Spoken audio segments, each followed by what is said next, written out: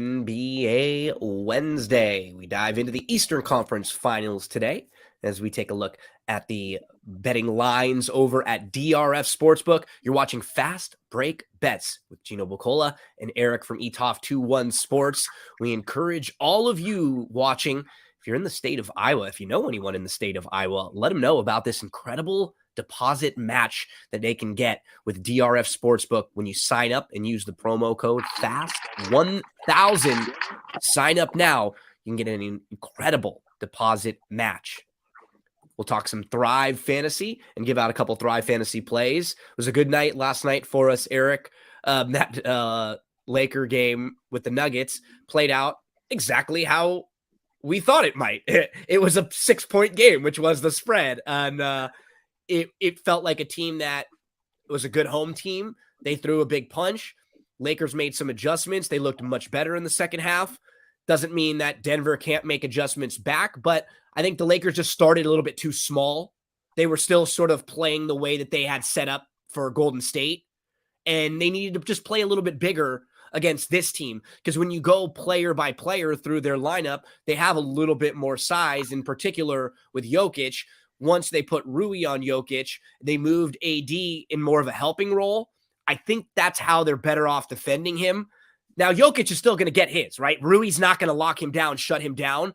But I think they're better with a big body on Jokic and then AD keeping an eye on him as well. So we've already seen the line sort of tip down a little bit for game 2 there. You and I hit the KCP play. You hit KCP over threes. Austin Reeves had a great game.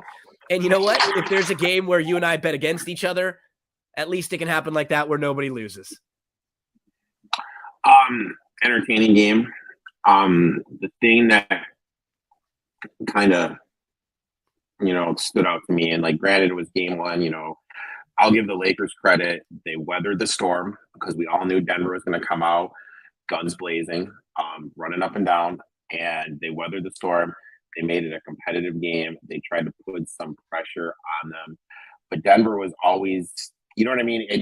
There was like a little stretch when they cut it to 4. Well, no, there was only one time the LeBron had the ball when the Lakers were down 3 with 50 seconds to go. That was it. Every other time they cut it to 3, it went right back to 5 or 6. So as a fan, I felt sort of good in that it didn't feel like a game the Lakers squandered. It didn't feel like the Lakers threw that game away. They had it. I think I like to see in a series like this, I think there can be some carryover and a little bit of momentum. I feel better than if they would have just gotten blown out, because that effort level in the first half was just not there. A few adjustments. Very curious to how they start game 2. But my one thing is this, and this is my question to you. As a Lakers fan, if you just kind of look back, they shot 55% from the floor, 46% from beyond the arc. They shot 88% from the stripe, 23 of 26. With how well they shot the ball, the game never felt close. You know what I mean? That's kind of like the one thing. Well, all of that was late, though. That's the key. That's the difference. Basically, all of that was in the second half for the Lakers. So that was the difference in the game. They went from down 17 to down by 3, and they beat Denver in the second and the third quarter because of that. So the one thing that stood out to me was more of, are the Lakers going to be out-rebounded that badly again? Is Jokic going to start a game? Because what we saw, too, he is incredible. I'm not going to downplay him at all. He's not going to have another quarter in the entire series like he had in the first quarter. That was like the greatest quarter that he's had. Like, he scored more, I think, he did more in that quarter than Embiid did in all of games. Yeah, he that was the greatest quarter he's ever had. Not that he can't have very good quarters in different ways, but just from a counting stats standpoint, the thing that doesn't worry me as much, I think we talked about it, is like Denver's defense isn't that scary. So I wouldn't be shocked if the Lakers shoot a lot better and play a lot better offensively. The key is they got to slow them down a little bit on the flip side, right? Because if you try the Lakers, like last night, like you said, scored 126 points last night. Like, that's a good offensive night for the Lakers. The problem is they allowed 130 plus. So offensively, I wasn't quite as worried. I think they may be able to replicate this, maybe not quite at the percentages, but close to that with different guys. Maybe like it's not a Rui game as much. The next game shooting, maybe D'Lo will have a better shooting game, right? I think defensively is the key. They got to slow the big man down. They got to be able to slow him down a little bit. You cannot let him do what he did early on and tee off, because then you're climbing that hill the whole time. I'd expect him. If Denver's able to get on run, it's going to be hard for them. I mean, Denver is able to get on run. They're able to get some transition. It's going to be this felt more like the LeBron that you were pointing out yesterday. Not to interrupt, but you pointed this out yesterday, so I just wanted to compliment you.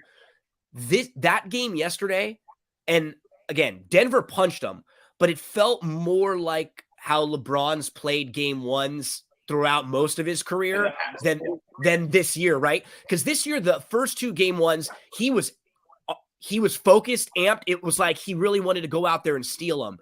He didn't seem quite as much like that to start. I'd expect a much better start at least in the first half in game two, because I don't think they want to go down 0-2, even though, you're coming home.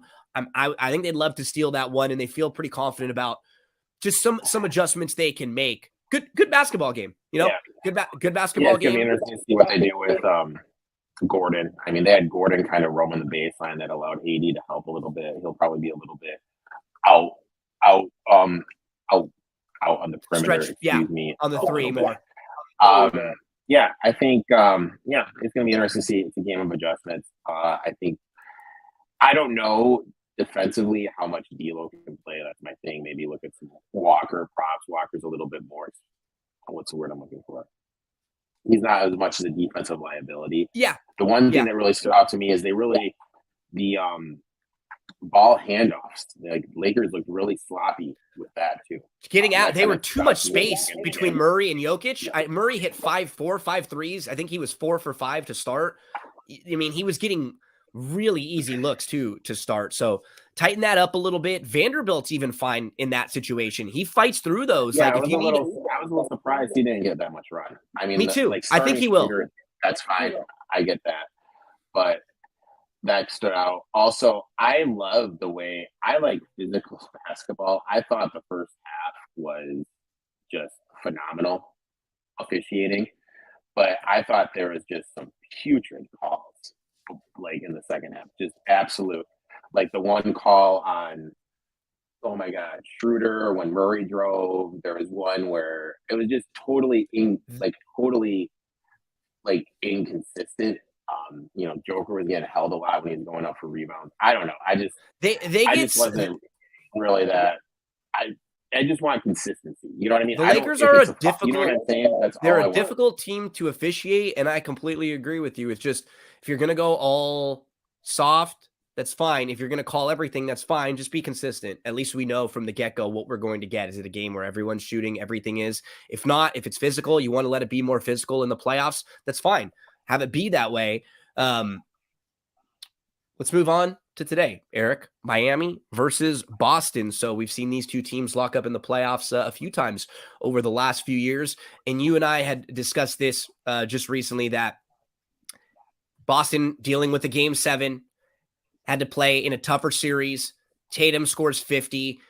Feels, they blew out Philly, but remember, that was a 3-point game at half. They were down by 4 late in game 6. They really had to get up and expend a lot of energy and a lot of emotion to go through that series. I really like Miami. I think the number's a little big here. I feel like if they cover this, it's going to come down, for game 2, and it'll probably settle closer to 6. And you and I both took the swing on the money line as well, Erik. I kept waiting for Miami to start to play a lot more poorly, like the team that was playing through a lot of the regular season. You know what? Through the first 2 rounds, I've been more impressed with Miami than I have been with Boston, just straight up. Yeah. And then also there's some trends here.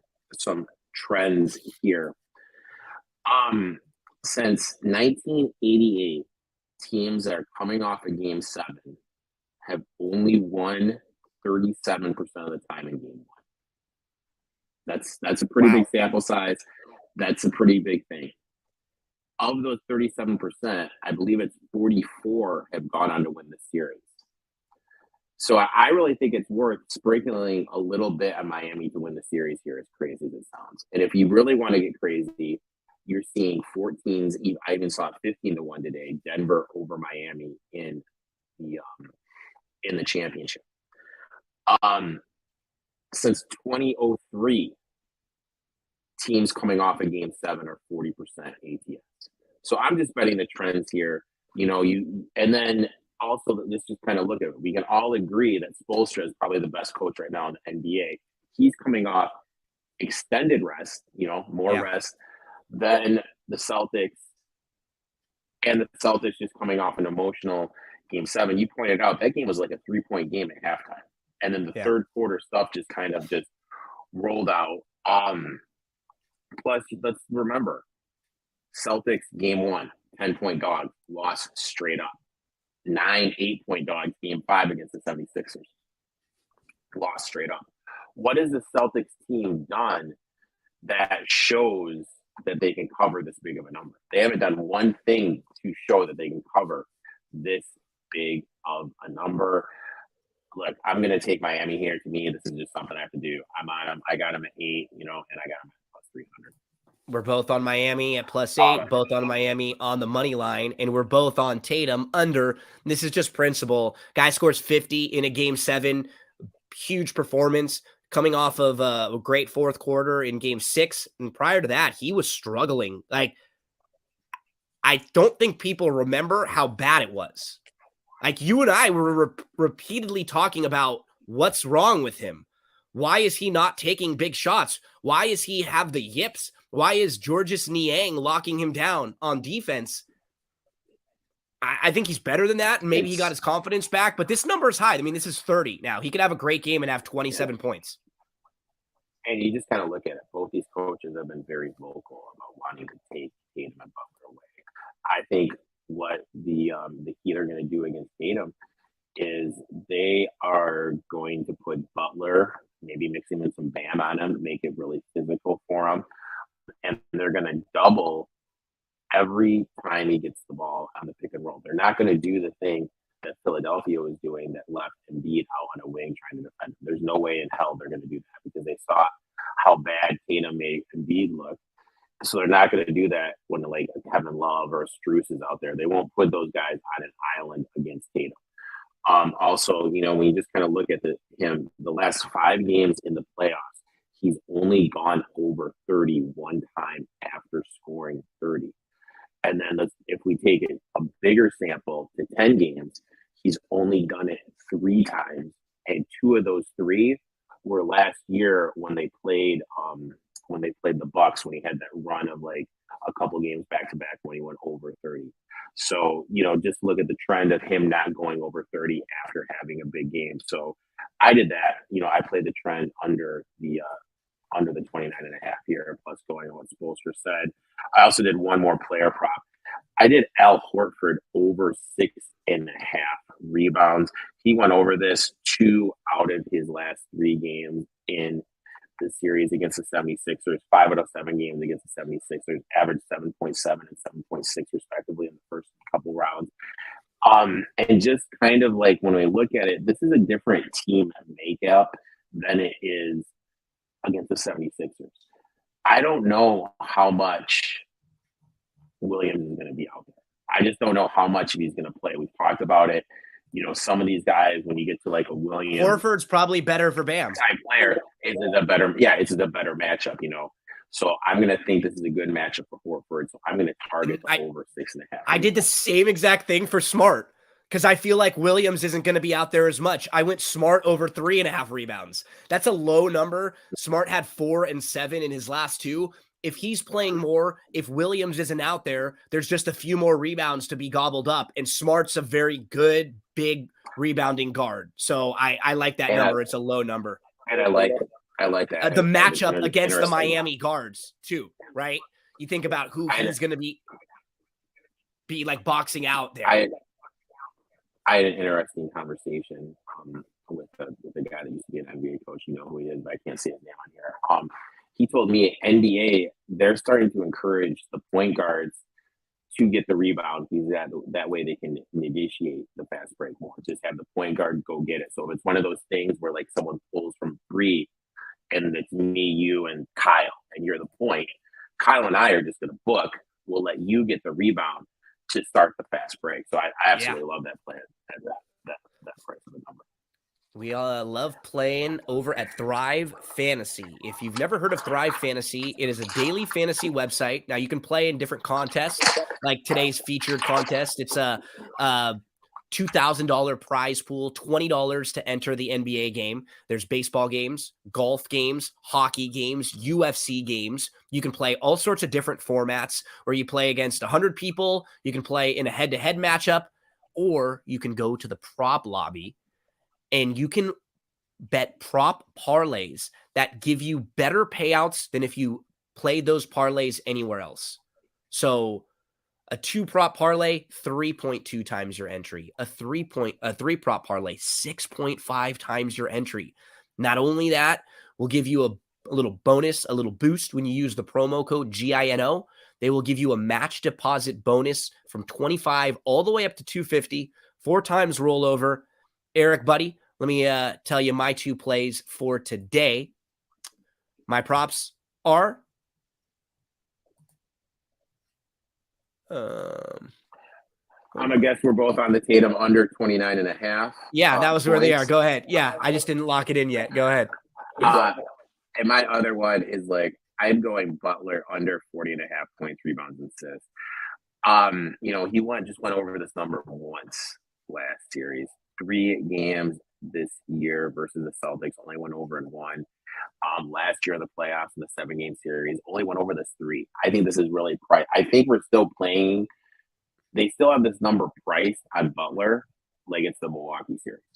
Yeah. You know what I mean? Like the market really hasn't caught up. So I'm going to do Butler under the 40.5 points, rebounds, and assists. Tatum under the 29.5. I mean, the big question is if you followed yesterday and played the KCP over 1.5 blocks and steals, and LeBron over 5.5, you can roll that over and keep the train going. I played mine right here.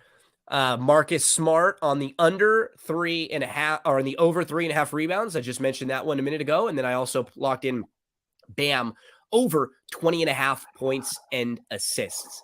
ThriveFantasy.com. Get involved. Use the promo code GINO. Erik and I will be back tomorrow to talk about the Lakers and the Nuggets game 2 up in Denver. Good luck in all your plays. Head to DRF Sportsbook. If you're in the state of Iowa, use that promo code FAST1000. And if you're in like the state of California or Texas and you're looking for some action, you can play Thrive Fantasy. You can parlay these props together, deposit, and use that promo code GINO. Good luck to you in all your plays, buddy.